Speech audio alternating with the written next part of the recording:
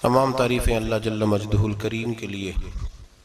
हर किस्म के दरूद व सलाम नबी मुहतरम शफ़ी मुहतशम आक़ाए कुल ख़त्म रसूल दाना सुबुल अहमद मुज्तबा हज़रत मुहम्मद मुस्तफ़ा सल्लल्लाहु अलैहि वसल्लम की ज़ात वाला सिफ़ात के लिए हम्द सलात के बाद इस्लाम ने औरत को बड़ी इज़्ज़त, बड़ा मर्तबा और बड़ा मकाम अता फ़रमाया है। जितनी इज़्ज़त औरत को इस्लाम ने दी है न उससे पहले कभी औरत ने सुनी थी और न क़यामत तक दोबारा सुनेगी। मेरे नबी करीम सल्लल्लाहु अलैहि वसल्लम की तशरीफ़ आवरी से पहले बेटी का बाप होना लोग आर का बायस समझते थे, गुनाह और जुर्म समझते थे।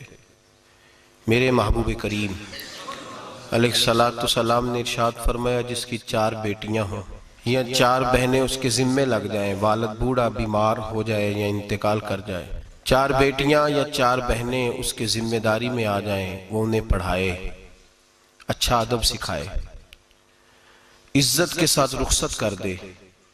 महबूब ने फरमाया, जिस तरह मेरी ये 2 उंगलियां जुड़ी हुई हैं इस तरह मेरे साथ जुड़ के जन्नत में दाखिल हो जाएगा। सहाबी ने अर्ज की, हुजूर अगर बेटियां 4 ना हो 3 हो? फरमाया, अल्लाह फिर भी यही दर्जा अता करेगा। एक सहाबी ने कहा, हुजूर अगर 2 हो? तो मेरे करीब ने फरमाया, भाई अगर 1 भी हो तो अल्लाह फिर भी यही शान अता फरमाए बेटी को। मेरे महबूब ने फरमाया, मैं हुक्म देता हूँ बाप को कि जब घर में तोहफा लेके आए, बेटा भी बैठा हो बेटी भी बैठी हो, तो पहले बेटी को दे। मेरा हुक्म है बाप के लिए, बेटा भी हो बेटी भी हो, जब देने लगे तो पहले बेटी को पहले दे, उसको पहले अता करे, उसके साथ प्यार ज्यादा करे, बेटी को इज्जत दी। मेरे हबीब करीम अलैहिस्सलातु वस्सलाम ने इरशाद फरमाया, जब किसी के घर बेटी पैदा होती है तो बाप के ज़हन में थोड़ा ख्याल आता है कि अल्लाह जाने क्या बनेगा। मेरे करीम रसूल ने फरमाया, रब करीम हजरत जिब्रील को भेजता है, बेटी के सराहने खड़े होकर कहते हो, बेटी के बाप फिक्र न करना, इसके मामले में अल्लाह तेरी मदद फरमाएगा, रब तेरी मदद करेगा इसके मामले में जब बेटी आती है। मेरे भाई, ये एजाज मेरे रसूल ने अता फरमाया, बहन को बेटी को, और बात बीवी की आई तो मेरे नबी करीम अलैहिस्सलाम की बारगाह में सहाबी ने अर्ज की, या रसूल अल्लाह, या रसूल अल्लाह सल्लल्लाहु अलैहि वसल्लम, मैं गरीब हूँ, सदके नहीं कर सकता, सखावत नहीं कर सकता। जब सखावत की फजीलतें सुनता हूँ दिल मेरा बड़ा चुटकियां लेता है कि मेरे पास भी पैसे होते तो मैं अल्लाह के रास्ते में देता। हुजूर ने फरमाया, तू हलाल की रोजी कमा के अपनी बीवी के मुंह में लुकमा दे, अल्लाह तुझे सखावत करने का दर्जा अता फरमाएगा, अल्लाह तुझे बड़ी बड़ी सखावत के दर्जे अल्लाह तुझे देगा। तो उसकी और क्या लफ्ज है हदीस पाक में, खैरुकुम ले अहलिही व अना खैरुकुम ले अहले। फरमाया, हाजी भी अच्छे, नमाजी भी अच्छे, सूफी भी अच्छे, दरवेश भी अच्छे, सारे ही अच्छे, लेकिन मैं सबसे ज्यादा अच्छा उसे समझता हूं जिसका अपनी बीवी के साथ सलूक अच्छा है, जिसका अपनी बीवी के साथ नरम रवैया, जिसका अपनी बीवी। और क्या इरशाद फरमाया, फरमाया, वाना खैरुकुम ले अहले, घर जाके पता कर लो, मेरी 9 बीवियां हैं इस वक्त जो मौजूद हैं, फरमाया मेरा उन सब के साथ सलूक अच्छा है, सारी मेरे सलूक से मुतमईन। मेरे भाई, हुजूर ने एजाज दिया बहन को, बेटी को, बीवी को, औरत को, और मां के मामले में तो कमाल कर दी। मेरे करीम ने फरमाया, जन्नत थी 7 आसमानों के ऊपर सिदरतुल मुंतहा के पास। मेरे महबूब फरमाते हैं, जब रब ने मुझे इख्तियार दिया तो मैंने वो जन्नत वहां से खींची और मां के कदमों के नीचे ला के रख दी, वहां से खींच के। गौसु जमा कुतुबुद्दराम मुहद्दिस आजम मुफस्सिर आजम शेखुल कुल शेख तरीकत वली वक्त भी अगर जन्नत उसने ढूंढनी होगी तो उसे अपनी मां के कदमों के नीचे से मिलेगी। इतना बड़ा एजाज भी को देगा, इतना बड़ा एजाज भी को देगा जो मेरे रसूल ने अता फरमाया है। माँ होती है, वो वली वक्त के लिए, गौसे वक्त के लिए भी अगर उसने जन्नत लेनी है तो उसे माँ के कदमों के नीचे से मिलेगी। मेरे रसूल पाक अलैहिस्सलाम ने औरत को एजाज दिया, फजीलत दी, अजमत अता फरमाई, और ऐसे नहीं रखा बीबी को। मेरे हबीब पाक ने फरमाया, जब औरत के पेट में बच्चा होता है पैदा होने वाला, तो अल्लाह उसे उतना ही सवाब देता है जितना तलवार लेके मैदान में जिहाद करने वाले मुजाहिद को सवाब अता फरमाता है। और अगर दौरान विलादत औरत इंतकाल कर जाती है, फौत हो जाती है, तो मेरे हबीब ने फरमाया वो ऐसे नहीं गई, वो अपने बच्चे की विलादत के मौके पर गई है तो अल्लाह उसे शहादत का दर्जा अता फरमाएगा। हर मौके पर बीबियां हाजिर खिदमत हुई। नबी पाक ने फरमाया जो आदमी अजान सुने और जिस तरह मुअज्जिन कलिमे कहे उसी तरह के कलिमात दोहराए तो अल्लाह ताला मर्दों को 1,00,000 नेकी का सवाब देगा अजान का जवाब देने पे। बीबियां आ गई, कहने लगी हुजूर ये तो मर्दों का सवाब है, तो हम तो पीछे रह गई।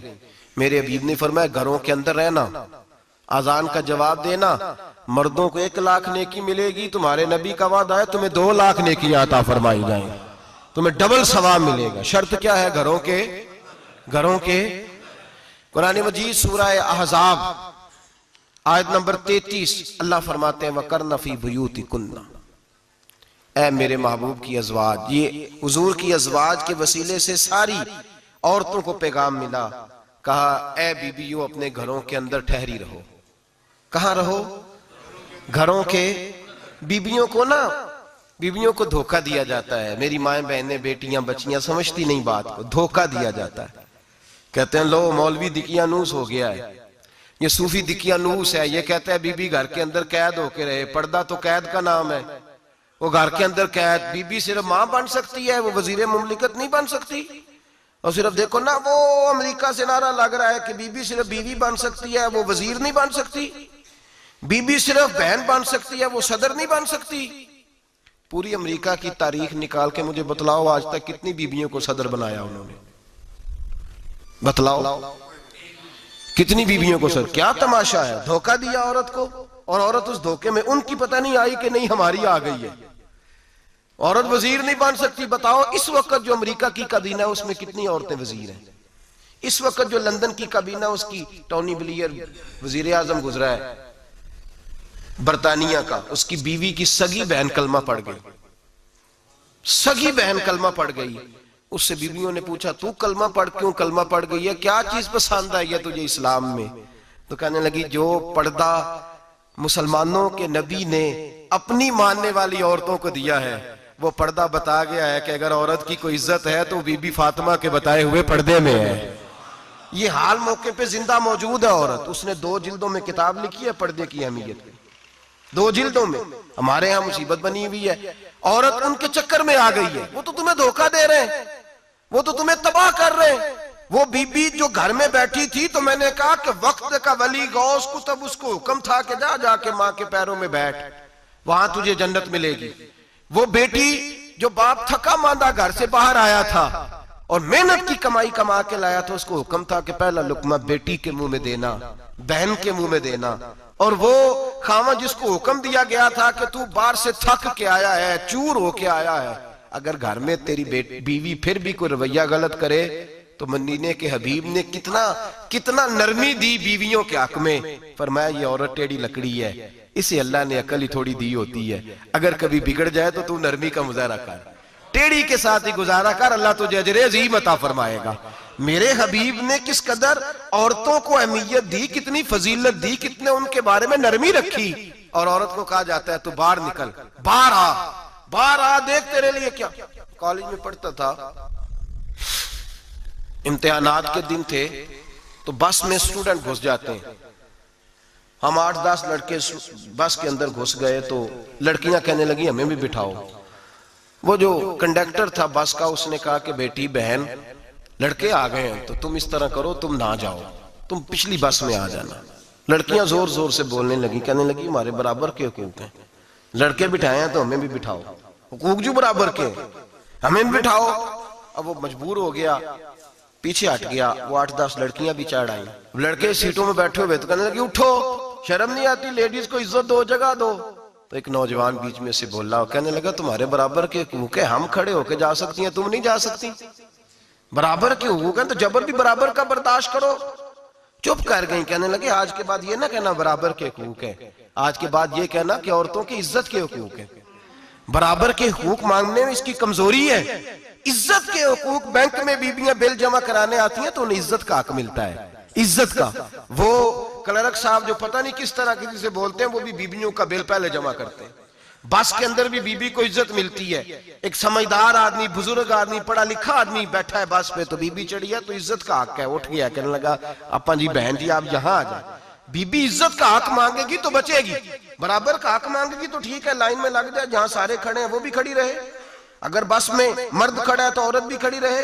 बराबर के हुकूक मांगने में औरत को नुकसान है, बराबर के हुकूक मांगने में औरत के लिए तकलीफ है, औरत के लिए नुकसान है। हाँ, अगर इज्जत का हक मांगेगी तो फिर इसको अल्लाह वकार अता फरमाएगा, फिर अल्लाह इसको बुलंदी अता फरमाएगा। मेरे हबीब करीम सैयद आलम सल्लल्लाहु ताला अलैहि वसल्लम ने औरत को जो हक दिया वो इज्जत वाला हक दिया है। औरत को जो हुजूर ने हुकूक दिए वो वकार वाले। एक बात मुझे बतलाइए, एक बीबी एमएससी उसने पास कर लिया, एमकॉम कर लिया, एमए के बाद एमबीए कर लिया, बड़ी तालीम हासिल की, वो एयर होस्ट बन गई।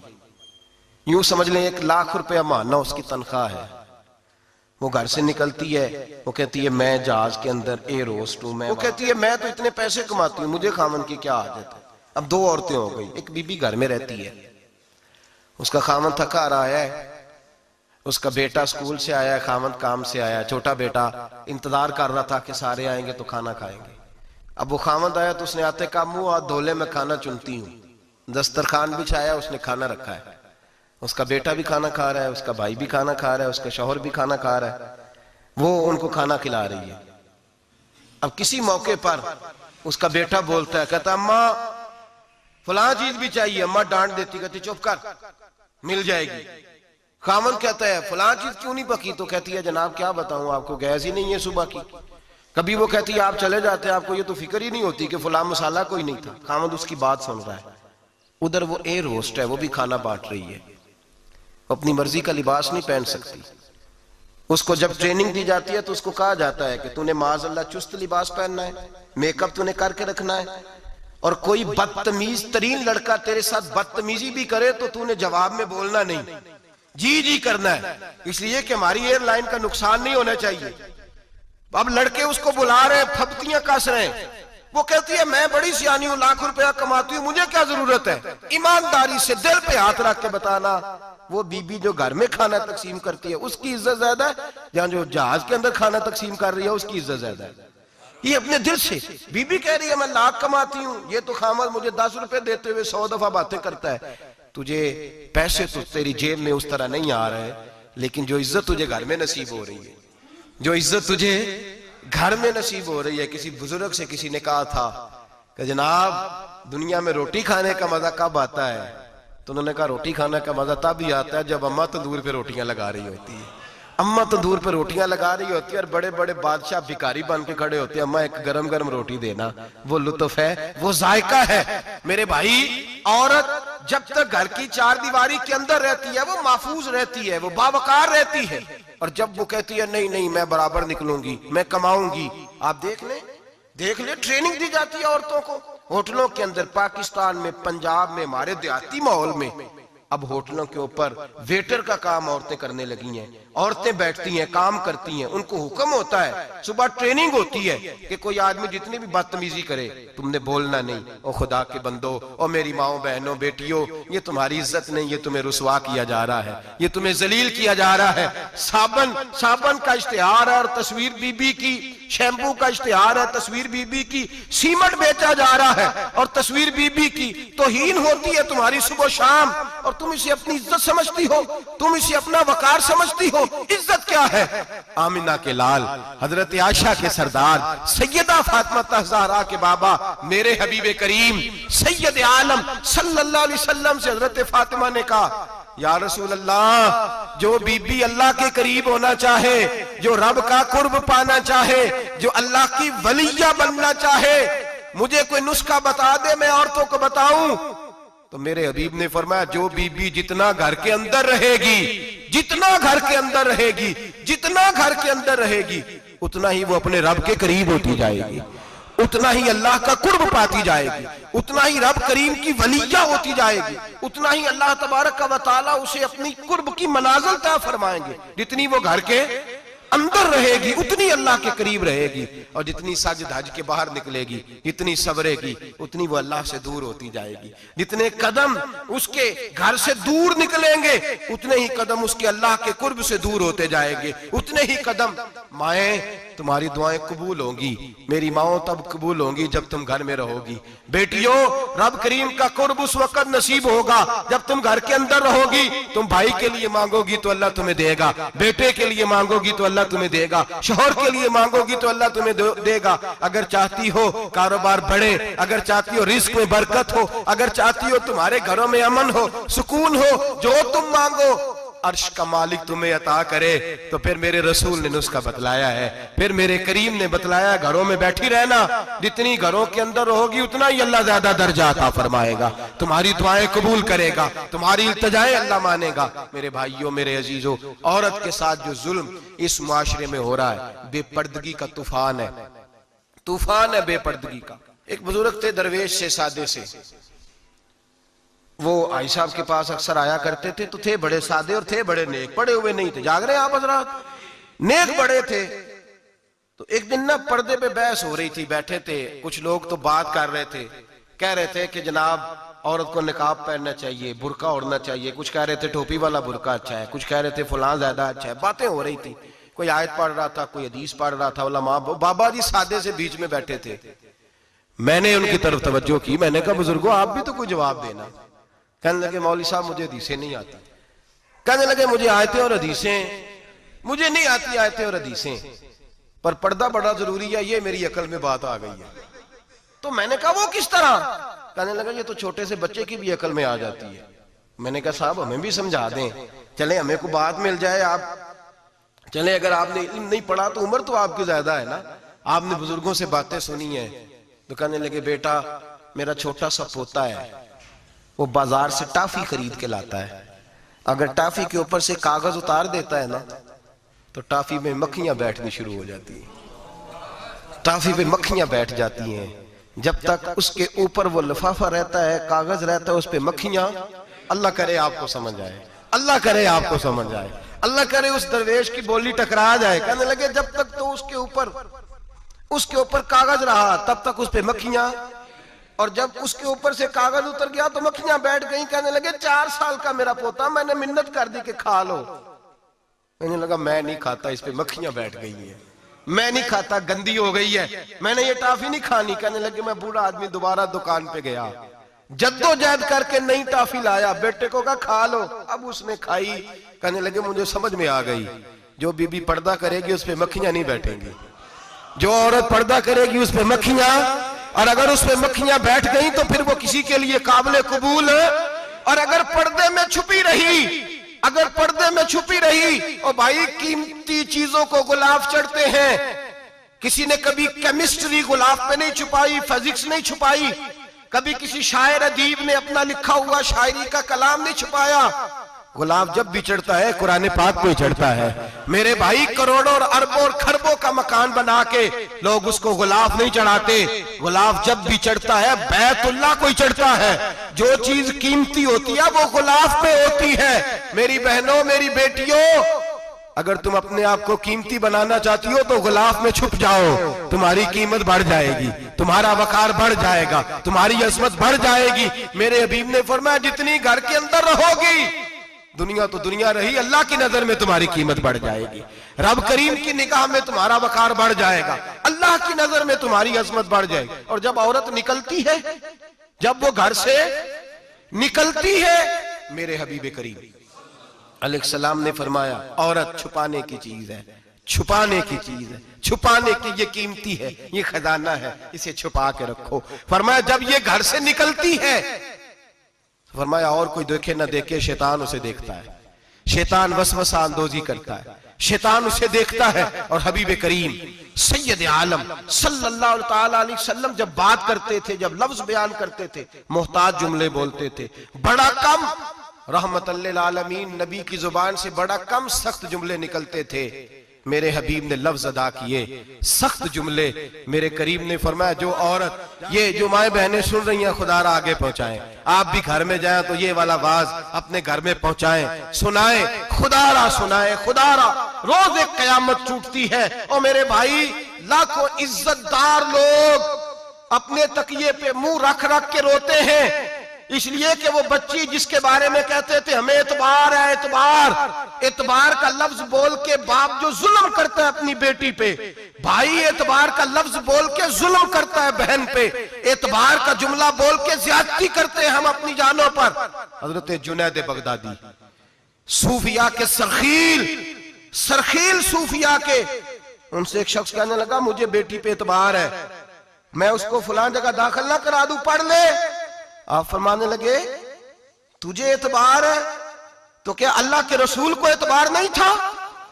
ये तूने कैसा लफ्ज बोला? तुझे एतबार है, नबी पाक को नहीं था? मेरे महबूब के पास हजरत आयशा सिद्दीका बैठी थी, और वो बीबी जिसको कुरान कहता लस्तुन्ना कहदम मिनन निसा, तुम्हारे जैसी दूसरी कोई हो सकती नहीं। मेरे महबूब के पास हजरत अफसा बैठी थी, जनाबे सौदा बैठी थी, इससे बढ़कर भी किसी को एतबार होगा जिनको कुरान कहते हैं जैसी दूसरी हो ही नहीं सकती। हजरत अब्दुल्ला बिन मक्तूम नाबीना से अभी आए, ओ भाई नाबीना, दिल की आंखें खोल के सुनो, नाबीना से अभी, नाबीना आंखों से नजर नहीं आता, हुजूर की बारगाह में आए, मुझे एतबार है बेटी पे, मुझे एतबार है, संदल की बनी हुई बेटी है, हूर है तेरी बेटी, उसके करीब गुनाह नहीं जाता, ये तू ज्यादती कर रहा है अपनी बेटी पे, ये जुमला बोल के तू जुल्म कर रहा है, तू जालिम और फाजर हो गया जब तूने ये कहा कि मुझे एतबार है। मेरे हबीबे पाक से बढ़कर किसको एतबार होगा? मेरे करीम रसूल सैयद आलम नूर मुजस्सम सल्लल्लाहु तआला अलैहि वसल्लम ने फरमाया, हजरत आयशा थी, हजरत अफसा थी, हजरत सौदा थी, अब्दुल्ला इब्ने मक्तूम नाबीना आए तो मेरे नबी ने फरमाया बीबियों पर्दा करो, बीबियों बोल के बताइए, बीबियों, सारे बोलिए बीबियों, अल्लाह करे ये आवाज गूंज जाए पूरे मुआशरे में, बीबियों। मेरे नबी ने जुमला कहा बीबियों पर्दा कर लो, पर्दा करो, नजरें झुकाओ, नकाब ओढ़ो। एक ज़ौजा बोली हुजूर उन्हें तो नजर नहीं आता, वो तो बेचारे नाबीने हैं। तिरमिजी में हबीबे पाक के लफ्ज सुनिए, या रसूल अल्लाह उन्हें तो नजर नहीं आता। मेरे रसूल ने फरमाया तुम्हें तो नजर आता है ना, तुम तो अंधी नहीं ना, वो एक मर्द आया है, वो एक सहाबी आया है, तुम्हें तो नजर आता है, तुम्हारी आंखें तो है, उसे फितना आए ना आए तुम्हें नजर आता है, खबरदार पर्दा करो, आंखें झुकाओ, चेहरों पे नकाब डालो। हजरत जुनैद बगदादी फरमाने लगे अगर मेरे रसूल पाक अपनी अज़वाज को कहते हैं पर्दा करो और तू कहता है मुझे एतबार है, अगर नबी पाक अपनी बेटी हजरत फातिमा को कहते हैं पर्दा कर, तू कहता है मुझे एतबार है। जनाब जुनैद बगदादी मजीद बोले, आप फरमाने लगे अगर हसन बसरी पढ़ाने वाला हो, राबिया बसरी पढ़ने वाली हो और बीच में कुरान पाक पढ़ा हुआ हो, पढ़ाने वाला हसन बसरी, पढ़ाने वाले हसन बसरी जिन्होंने मौला अली शेर खुदा की सोबत पाई, जिन्होंने उम्मुल मोमिनीन हजरत उम्मे सलमा के घर में परवरिश पाई, फरमाया पढ़ाने वाला हसन बसरी, पढ़ने वाली राबिया बसरी, वो बीबी जो दुआ मांगे तो अल्लाह मुर्दा ऊंट को जिंदा फरमा दे। फरमाया पढ़ाने वाला हसन बसरी हो, पढ़ने वाले राबिया बसरी हो, और जो पढ़ा जाए वो कुरान हो। फरमाया कसम अल्लाह की इज्जत की, मैं फिर भी उन्हें पढ़ने पढ़ाने की इजाजत नहीं देता, मैं फिर भी उन्हें तन्हाई में बैठने की इजाजत नहीं देता, मैं फिर भी उन्हें अकेले रहने की इजाजत नहीं देता, इसलिए कि ये हसन बसरी हैं और मना करने वाले इमामुल अंबिया हैं, इसलिए कि ये राबिया बसरी हैं और मना करने वाले सैयदुर रुसल हैं, खबरदार फिर भी इजाजत नहीं। मेरे नबी करीम अलैहिस्सलाम बोले, हुजूर की बारगाह में सहाबा ने अर्ज किया कि या रसूल अल्लाह सल्लल्लाहु अलैहि वसल्लम, अगर कोई नेक आदमी किसी नेक औरत के साथ बेपर्दा हो, नेक आदमी, वो पीर गुनाहगार नहीं जिसके पास बीबियां जाती हैं, वो गुनाहगार नहीं, वो तो मुजरम है, वो खाली गुनाहगार नहीं, वो तो पापी है, वो खाली गुनाहगार नहीं, वो तो दीन का डाकू है, डाकू, वो तो फासिक है, वो तो दीन की हदें तोड़ने वाला है, वो तो उसको तो घसीटा जाएगा कयामत के दिन, जो औरतों से बेपर्दा मिलता तो घसीटा जाएगा। लेकिन सवाल ये है वो खामद किधर होता है जिसकी बीवी पीर के पास अकेली जाती है? सवाल ये है वो भाई किधर होता है जिसकी बहन पीर के पास अकेली जाती है?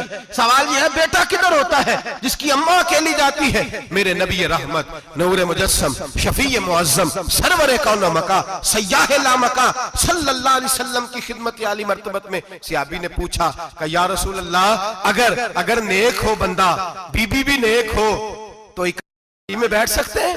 आला हज़रत ने फरमाया अगर औरत दीन सीखने चाहे, पीर के पास जाए तो अपने खामद के साथ जाए, अपने भाई के साथ जाए, फिर भी पर्दे में बैठे, दूर बैठे, आवाज के साथ बात को समझे, लेकिन उसको तनाई करने की इजाजत किसी को भी इजाजत है, वो चाहे जो मर्जी भी हो, कोई भी हो, कोई भी हो। बड़ी खुली बात कर रहा हूं। मेरे हबीब पाक से पूछा, हुजूर अगर मर्द औरत नेक हो फिर भी तन्हा नहीं बैठ सकते? मेरे महबूब ने फरमाया, अगर जकरिया के बेटे याहया हो और ईसा की वालदा मरियम हो तो फिर भी मैं उन्हें तन्हा रहने की इजाजत नहीं देता, फिर भी उन्हें तन्हा रहने की मैं इजाजत नहीं देता, फिर भी इजाजत नहीं है। जब मेरे रसूल पाक सल्लल्लाहु अलैहि वसल्लम ने इतनी पाबंदी लगा दी, जब बात हजरत हसन बसरी और राबिया बसरी की आ गई, जब बात जनाबे मरियम सलामुल्लाह अलैहा और जनाबे सैयदना जकरिया अलैहिस्सलाम की आ गई, जब यहां तक बात पहुंच गई तो फिर तू मॉडर्न है, फिर तू ज्यादा एतबार वाला है कि तेरी बेटी यूनिवर्सिटी ड्राइवर के साथ जाती है, फिर तूने कहां से वो उसके अंदर नूर भर दिया है कि तेरी बेटी अकेली घूमती है, फिर कहां तूने ये बात समझ लिया है कि तेरी बच्ची जहां मर्जी तन्हा रहती है, फिर तू कहां से वो कुव्वत लाया? ये तालीम है। इकबाल ने कहा, यार मशरिक हवस में गलता, शबाब उरिया शराब इसियां, इसे भी देखो गरी के इसियां, हम ऐसी तहजीब क्या करेंगे? और इकबाल कहने लगे, तुम्हारी तहजीब खुद अपने खंजर से खुदकुशी करेगी, इसलिए कि जो शाख नाजुक पे बनेगा आशियाना वो ना पायदार होगा।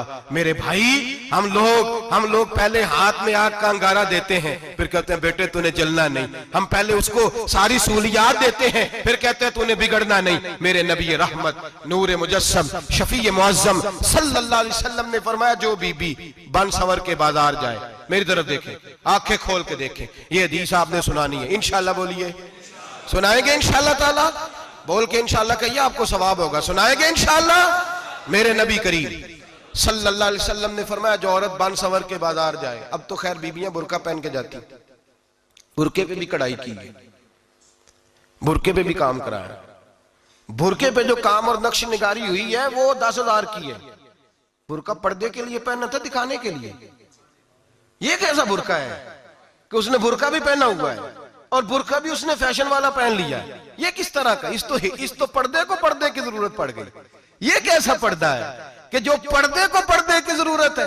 बुरका तो इसलिए होता है कि मुझे देखे कोई ना, और इसने तो पहना ही इसलिए कि जरा लोग देखें तो सही, मैंने कितना कीमती पहना। इस हिजाब को हिजाब की जरूरत पड़ गई। मेरे हबीब पाक अलैहिस्सलाम ने फरमाया, बिला जरूरत औरत को इजाजत है, बीमार हो तो डॉक्टर के पास जाए, औरत को इजाजत है, जरूरत पड़ जाए, घर में सौदा सलफ ना आता हो तो लेने चली जाए, औरत को इजाजत है। अगर गवाही की जरूरत पड़ जाए तो पर्दा करके काजी अदालत के पास गवाही देने जाए, औरत को इजाजत है हज पे जाए, औरत को इजाजत है उम्रे पे जाए, औरत को इजाजत है कि अगर किसी वक्त जिहाद के लिए औरतों की जरूरत पड़ गई तो हजरत फातिमा और जनाब आयशा की सुन्नत अदा करे, जिहाद को जाए। लेकिन अगर औरत मौज करने जाए और रोज कहे वो देखे ना फला पार्क में थे, आप तो कभी गए ही नहीं, फला जगह थे, आपके पास तो फुर्सत ही नहीं, फला मेरी सरगोदे वाली बहन का खामन तो रोज लेके जाता है, आपने तो कभी तवज्जो ही नहीं फरमाई। रोज पैगाम देती रहे। मेरे हबीब करीम सैयद आलम सल्लल्लाहु अलैहि वसल्लम ने फरमाया, जो बीबी बन सवर के बिला जरूरत बाजार जाए, नबी पाक अलैहिस्सलाम ने फरमाया, एक कदम वो उठाएगी तो उस पर अल्लाह की लानत बरसेगी, फरिश्तों की लानत बरसेगी, जमीन वाले लानत बरसाएंगे, आसमान वाले लानत बरसाएंगे। और मेरे हबीब बोले तो फरमाया, जब अल्लाह की लानत बरसेगी तो मैं भी उस बीबी पे लानत ही करूंगा जो बीबी बन सवर के जाए। और आगे सुन ले, मेरे हबीब ने फरमाया, अगर उसका खामद राजी हो, उसके बन सवर के बाजार जाने पे आप नाराज हो जाएं, अल्लाह करे इस बात पे हो ही जाए, और अल्लाह करे बदल जाए निजाम, जो खामद खुद मेकअप करा के तैयार करा के पार्टी में लेकर के जाए, जो सामने वाली फ्रंट सीट पे खुद बगैर नकाब के उसको बिठाए, जो मोटरसाइकिल की पुश्त पे खुद तैयार करा के बिठाए, और जो खुद कहे तू चली जाना, जा तू शादी भी तू देखा, फला काम भी तू करा, मैं आजाद हूं। मेरे हबीब ने फरमाया, जिसकी बीवी बन सवर के जाए, जिसकी बीवी मेकअप करके जाए, चेलम पे भी ब्यूटी पार्लर से होके जाती है, जिसकी बीवी बन सवर के निकले, वो राजी हो, वो खुश हो।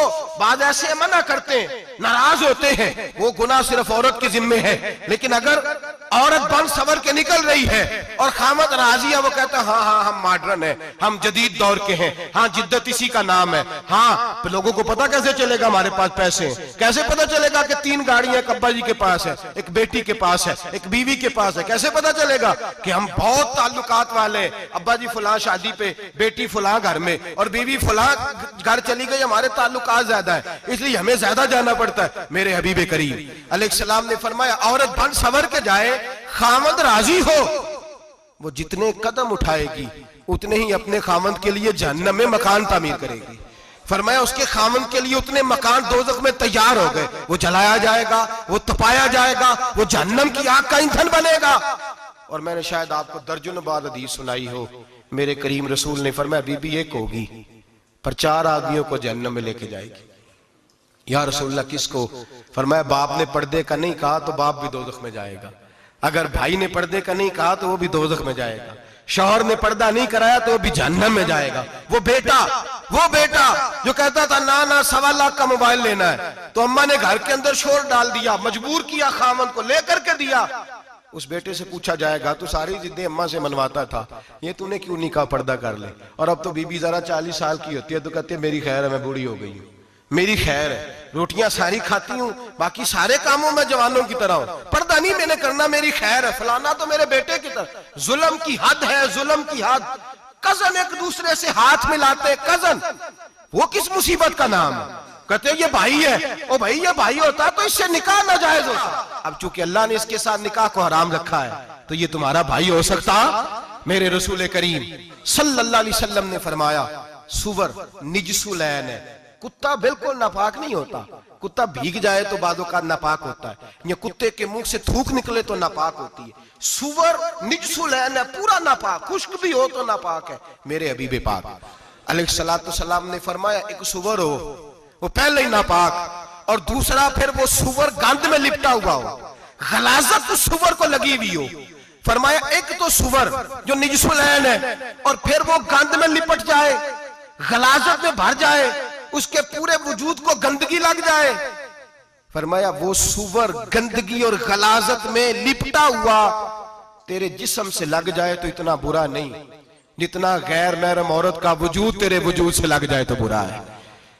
किस कदर तफसील दी, कहां से बात शुरू की और कहां मेरे नबी ने सिखाई। कजन हाथ मिला रही है, कजन के साथ बाजार जाया जा रहा है, कजन के साथ फला काम हो रहा है, कजन को चचा का बेटा भाई होता है, अगर ये सगा भाई होता तो इसके साथ निकाह नाजायज होता। खुदारा आ जाओ, लौट आओ, वापस पलटो दीन की तरफ, लौटो, इस तबाही से निकलो।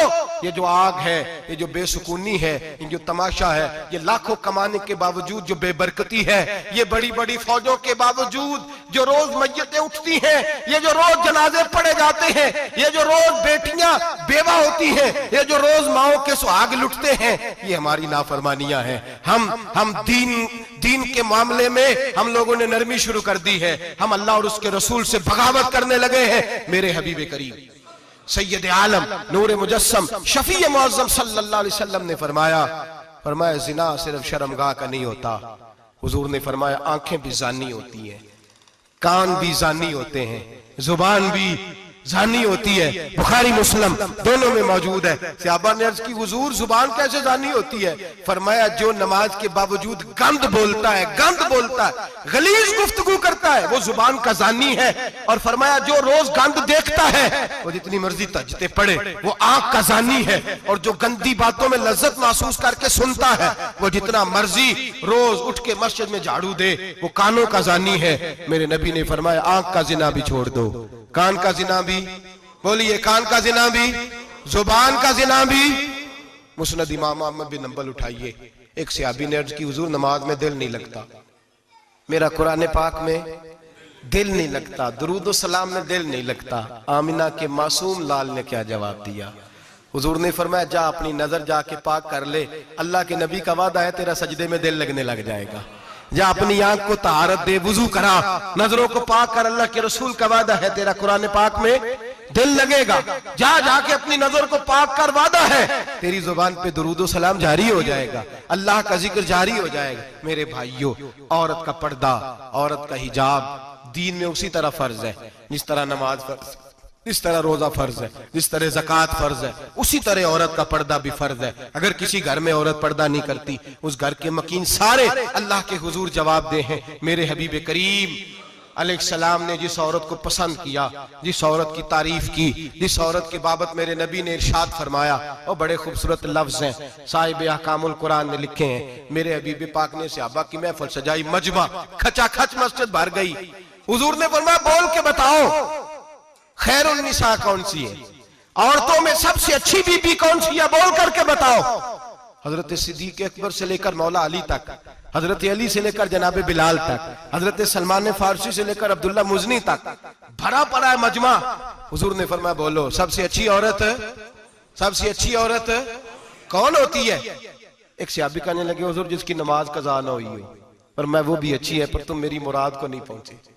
एक ने कहा हुजूर जो खामद की ताबेदार हो, फरमाया वो भी अच्छी है, पर तुम मेरी मुराद को नहीं पहुंचे। एक सहाबी ने कहा या रसूल अल्लाह जो पाक दामन हो, हुजूर ने फरमाया तुम मेरी मुराद को।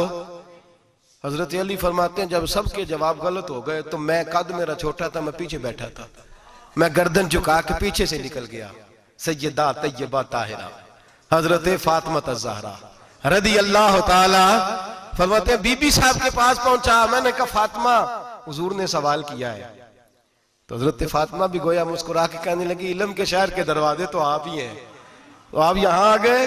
कहा हुजूर ने सवाल किया है और मुझसे लेकर अबू बकर, उमर, उस्मान गनी तमाम को किसी को जवाब नहीं आया। हुजूर ने पूछा बेहतरीन औरत कौन होती है, बेहतरीन खैरुन निसा, बेहतरीन बीबी कौन होती है? तो हजरत सैयदा फातिमा कहने लगी अली बड़ी सादी सी बात थी, सादी सी बात थी, समझ नहीं आई। का फातिमा बतला दो इतनी सादी है। तो हजरत फातिमा कहने लगी सबसे बेहतरीन औरत वो होती है न कभी गैर महरम ने वो बीबी देखी हो। अगले जुमले भी याद रखने, न कभी गैर महरम ने वो बीबी देखी हो, और फरमाया ना उस बीबी ने कभी कोई गैर महरम देखा हो। सिर्फ मर्द पे पाबंदी नहीं कि वो औरत ना देखे, फरमाया औरत पे भी पाबंदी है कि वो भी गैर महरम का चेहरा न देखे। फरमाया बीबी ने भी गैर महरम न देखा हो, वो खैरुन निसा है, वो सबसे आला। हजरत अली कहते मैं झट से आया, पीछे बैठा, बात अभी जारी थी, मैंने हाथ खड़ा कर दिया। मैंने कहा हुजूर मैं बताऊं? नबी पाक ने फरमाया बतलाओ। तो कहते मैंने कहा हुजूर बेहतरीन बीबी वो होती है जिसने न कभी गैर महरम देखा हो और न गैर महरम ने कभी उसे देखा हो। अली फरमाते मैंने जवाब दिया तो मेरे रसूल की आंखों में आंसू आ गए। हुजूर रोए और फरमाते हंसते मुस्कुराते अचानक सहाबा के आंसू बरसने लगे। मजमे पे कैफ सा तारी हो गया, आंखें बरसने लगी। हम लोग हुजूर के रोने पर सख्ते में आ गए। नजर उठाई तो जवाब तो मैंने दिया था, तारीफ मेरी होनी चाहिए थी, शाबाश मुझे मिलनी चाहिए थी। मेरे हबीब ने रो के आंसू पूछ के फरमाया मैं तुम्हें कहता नहीं अल फातिमा तो बिदातु मिन्नी, फातिमा वाकई मेरे जिगर का टुकड़ा है, फातिमा मेरे वजूद का हिस्सा है, मैं तुम्हें कहता नहीं रहता। कहा फातिमा मेरे जिगर का टुकड़ा है। हजरत अली फरमाते हैं सहाबा मेरी तरफ देखने लगे और कहने लगे अली जवाब तू दे, शाबाश बीबी साहबा को मिले। तो कहते हैं मैंने कहा हुजूर रोए हैं तो आंसू मेरे भी छलक ही पड़े हैं। फरमाने लगे लफ्ज मेरे हैं पर सोच उस बेटी के है जिसकी तरबियत मोहम्मद अरबी ने फरमाई है। फरमाया जुमले मेरे हैं, नाकिल मैं हूं, बात मैं बयान कर रहा हूं, लेकिन पीछे सोच उस नूर वाली बेटी की है जिसको अपने घर के अंदर रह के आंगन में रख के रसूल पाक ने परवरिश फरमाई। हजरत फातिमा फरमाती हैं हजरत अली मेरे पास दौड़े आए और कहने लगे फातिमा चल मस्जिद, पता नहीं हुजूर को क्या हो गया है। हुजूर रो रो के बेहाल हो गए और हुजूर हुजरे में रो रहे हैं और हिचकियों की आवाज मस्जिद में आ रही है। चल जरा चल के हुजूर की बात देख क्या हुआ है, हमारी तो ताकत नहीं अंदर जाने की। सैयदा तैयबा ताहिरा हजरत फातिमा झट से पर्दा ओढ़ा, हाजिर खिदमत हुई, अंदर गई। कहती हूँ हुजूर के कंधे पे हाथ रखा तो महबूब बेटी के हाथ की ठंडक महसूस की, सर सजदे से उठाया। फरमाया फातिमा आ गई हो? हुजूर आई। फरमाया चल बेटी तू भी हाथ उठा और मेरी उम्मत की बेटियों के लिए दुआ मांग। चल तू भी हाथ उठा, मेरी उम्मत की बहनों माओं के लिए दुआ मांग। महबूबा क्या हुआ? मेरे हबीब ने फरमाया रात मुझे दिखाया गया है दोज़ख में कुछ बीबियां हैं, उनके बाल फरिश्तों ने बांधे हुए हैं और उन्हें गुर्ज मार रहे हैं। वो चीखती चिल्लाती हैं और मदद के लिए पुकारती हैं, वो बड़ी तकलीफ में हैं। तो बीबी साहब अर्ज करते हैं, या रसूल अल्लाह उनकी गलती क्या है? तो मेरे नबी ने फरमाया, वो बारीक दुपट्टा ओढ़ती थी, वो बारीक दुपट्टा ओढ़ती थी, उनके बाल चमकते थे, गैर महरमों की नजर पड़ती थी, उन्हें दोज़ख में सजा मिलेगी, वो चिल्लाएंगी, चीखेंगी, उनकी मदद को कोई नहीं पहुंचेगा। चल तू हाथ उठा, दुआ मांग। हजरत फातिमा उम्मत को पैगाम देती हैं, पर्दा ओढ़ लो, हिजाब में आ जाओ, अपने आप को रसूलुल्लाह की बारगाह में झुका दो। मेरे भाई, आज दिन ब दिन जैसे जैसे लोग कहते हैं डिग्रियां बढ़ गई, लेकिन उसके साथ साथ बीबियों का हिजाब उतर गया, सड़कें भी भर गईं। मेरे भाई, हर महकमे में औरतें बैठ गईं, हर जगह बीबियां आ गईं, बैंक में औरतें आ गईं, प्लाजो में औरतें आ गईं, दफातर में औरतें आ गईं, जगह जगह गुनाह के अड्डे कायम हो गए। हबीब करीम सैयद आलम नूर मुजस्सम शफी मुअज़्ज़म सल्लल्लाहु तआला अलैहि वसल्लम ने फरमाया, जब बीबी घर से निकलती है, शैतान उसे ताड़ता है, वसवसा अंदोज़ी करता है। औरत नाजुक होती है, अकल की आदी होती है, उसको लोग वसवसे में डाल लेते हैं। पाकिस्तान का तजदिया निगार कहता है, अगर 100% पसंद की शादियां होती हैं, उनमें 40% लड़के अपने घर वालों को मजबूर करते हैं, 60% लड़कियां मजबूर करती हैं। 60% उनके अंदर ऐसी शैतानियत भरी जाती है, कमजोर अकल होती है, उसे ऐसे बागात दिखाए जाते हैं, उलझ जाती है। और जिस तेजी से ये जाली निकाह होते हैं, उस तेजी से तलाक होती है। वो बेटी जो काली चुंगल में फंस के, जिद्दत के चुंगल में अपनी मर्जी करते हुए मैदान में निकली थी, सारी जिंदगी का धब्बा लगा के घर बैठ गई। लड़का तलाक दे के भी पाक का पाक ही रहता है, और बेटी की मंगनी भी टूट जाए तो लोग कहते हैं कोई ना कोई बात तो होगी। ऐसे थोड़ी हो जाता है। बेटियों, तुम्हें रुसवा किया जा रहा है, बहनों तुम्हारी इज्जत से खिलवाड़ हो रहा है, तुम्हें बाजार की जीनत बना के तुम्हारे असल मकाम से तुम्हें गिराया जा रहा है। तुम समझ रहे हो हम जदीद हो गई, लेकिन तुम्हारा नुकसान हो रहा है, तुम्हें रुसवा किया जा रहा है। आओ दरे रिसालत माप पे, आओ मेरे नबी पाक के दरवाजे पे। मेरे हबीब ने फरमाया, जिस बीबी में 4 खूबियां हो। कितनी हो जी? ये आपने दुआ करनी, अल्लाह करे मेरी बेटी में 4 खूबियां आ जाए, अल्लाह करे मेरी बहन में 4 खूबियां आ जाए, अल्लाह करे हमारी घर की मस्तूरात में, ऊंचा आमीन कहिए, सब में 4 खूबियां, अल्लाह करे भर जाए 4 खूबियां। मेरे हबीब ने फरमाया, जो बीबी जरूरियात दीन का इल्म जानती हो, दूसरी खूबी उस बीबी के अंदर ये हो कि वो बीबी अपने खामन को राजी करने वाली हो। तीसरा फरमाया, उस बीबी में खूबी ये हो कि अल्लाह के मुहर्रमात का ख्याल रखती हो, हराम में ना पड़ती हो। चौथा फरमाया, पर्दे की पाबंद हो। फरमाया, जैसे ही वो मरती है, अर्श का मालिक उससे हिसाब ही नहीं लेता, उसे बगैर हिसाब किताब ही जन्नत अता फरमा देता है। जो पर्दे की पाबंद हो, खामद राजी हो, मुहर्रमात से बचती हो, फरमाया वो बीबी अल्लाह तबारक व तआला उससे कोई हिसाब किताब, बगैर हिसाब के अल्लाह उसको जन्नत में दाखिल कर देंगे। रब हिसाब नहीं पूछेगा। अल्लाह करे मेरी बेटी भी बगैर हिसाब जन्नत जाए, माए बहन बीवियां बगैर हिसाब जन्नत में जाए। अल्लाह करे हम सब के घरों में जितनी औरतें हैं उनसे कोई हिसाब ना लिया जाए, बगैर हिसाब भी जन्नत में जाए। फिर उन्हें पर्दे का पाबंद करो, फिर उन्हें शौहर की ताजीम सिखाओ, फिर उन्हें हराम से बचना सिखाओ, फिर उन्हें रसूलुल्लाह सल्लल्लाहु अलैहि वसल्लम की बेटी का उस्वा नूर सिखाओ, फिर उन्हें हजरत आयशा की सीरत पढ़ाओ, फिर हजरत खदीजतुल कुबरा का तरीका बतलाओ, फिर उन्हें रसूलुल्लाह की कनीज़ाएं बनाओ। अल्लाह करे हम यहाँ से जुमा पढ़ के जाएं तो हमारे हाथ में एक बुरका भी हो, हमारे हाथ के अंदर जो है वो एक बड़ी चादर भी हो। अम्मा को कहे अम्मा ये चादर रख, इससे नकाब ओढ़ के निकलना। अल्लाह करे चौधरी साहब सरपंच साहब की पंचायत में कोई ऐसा मुकदमा भी आए जो आके कहे मैं बीवी नहीं रख सकता, ये पर्दा नहीं करती, ये कहीं मुझे भी अजाब में मुब्तला ना करे। अल्लाह करे शौहर इस तरह का गैरतमंद बने, वो कहे खबरदार खबरदार, अगर तू दरवाजे से निकली। आला हजरत इमाम अहले सुन्नत मुजद्दिदीन मिल्लत मेरे आला हजरत से किसी ने पूछा था कि हजरत जी बीबी नात पढ़ सकती है? फतावा रज़विया की 14वीं जिल्द, बीबी मिलाद पढ़ सकती है? मिलाद? आला हजरत ने फरमाया अगर बीबी मिलाद पढ़ रही हो, नात पढ़ रही हो और उसकी आवाज गैर महरम के कानों तक जा रही हो, फरमाया उसे सवाब नहीं होगा, उसे हराम काम करने का गुनाह दिया जाएगा। बीबी को मना है, वो नात की आवाज भी औरत का ही नहीं पड़ता, दीन में तो औरत की आवाज का भी पर्दा है। दीन में तो औरत की हजरत सैयदा ज़ैनब, हजरत फातिमा की वो लख्ते जिगर जो मैदान करबला में इमाम हुसैन बराबर की शरीक रही सैयदना इमाम हुसैन के साथ। याह्या बिन मोइन कहते मैं 15 साल तक हजरत ज़ैनब का पड़ोसी रहा हूं। 15 साल, घर बराबर होता है ना, बंदा बीबी देख ही लेता है। वो बीबी कभी पर्दा डाल के जा रही है दवाई लेने, कभी नजर आ ही जाती है। कहते 15 साल में सैयदा फातिमा की बेटी का पड़ोसी रहा हूं, मैंने कभी बुरके में छुपी हुई ज़ैनब भी नहीं देखी, बुरके में छुपी हुई ज़ैनब भी कभी नहीं देखी। हजरत अब्दुल्ला बिन जाफर तैयार जनाबे अलीउल मुर्तजा के भाई थे, उनके बेटे के साथ इनका निकाह हुआ था, बीमार हो गई तो हजरत अब्दुल्ला कहने लगे ज़ैनब चल तुझे हकीम के पास ले जाऊं, तबीब के पास ले जाऊं। तो हजरत ज़ैनब कहने लगी आप जाइए मेरा हाल बता के दवाई ले आइए। तो हजरत अब्दुल्ला जाफर तैयार कहने लगे शरीयत में गुंजाइश है डॉक्टर के पास जाने, हकीम के पास जाने की गुंजाइश है, तू चलती क्यों नहीं? तो हजरत ज़ैनब कहने लगी शरीयत में गुंजाइश तो है पर अब्दुल्ला मेरी मजबूरी ये है कि मैं फातिमा की बेटी हूं। शरीयत में गुंजाइश तो है पर मेरी मजबूरी ये है कि मैं हुसैन की बहन हूं। शरीयत में गुंजाइश है पर मैं हसन की बहन हूं। शरीयत में बड़ी गुंजाइश है पर लोग मुझे मोहम्मद अरबी की नवासी कहते हैं। गुंजाइश तो है पर मैं नहीं ना निकल सकती, इसलिए कि जितना कोई अपने आप को दीन के करीब जानता है उतना उसके पैरों में शरीयत की जंजीरें ज्यादा होती हैं। तो जनाब सैयदना अब्दुल्ला कहने लगे अगर तू पर्दा कर गई, अगर तू चली गई, तो फरमाने लगे ये तो अल्लाह की मशीयत है, तू दवाई ला दे ताकि मैं खा लूं, और अगर मैं चली गई तो मैं अपनी माँ से जाके कहूंगी कि अम्मा सारी तकलीफें मैंने छाती पे बर्दाश्त की हैं पर मैंने तेरे पर्दे पर आंच नहीं आने दी।